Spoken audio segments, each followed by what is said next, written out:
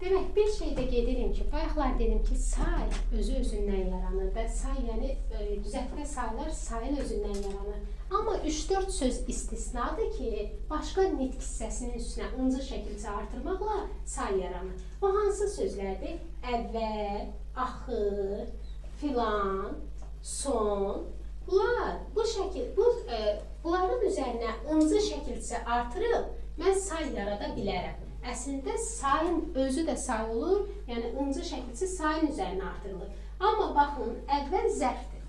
Əvvəlinci deyirəm, əvvəl zərfdən ıncı şəkildə yarandı, yəni bu say yarandı da, ıncı şəkildə artırdım, say yarandı.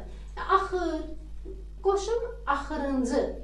Axırıncı hansı test? Axırıncı test çətin idi. Hansı test? Say yarandı. Sonuncu, filanıncı. Yəni deməyim odur ki, əslində saylar özü-özündən yaranırdı da.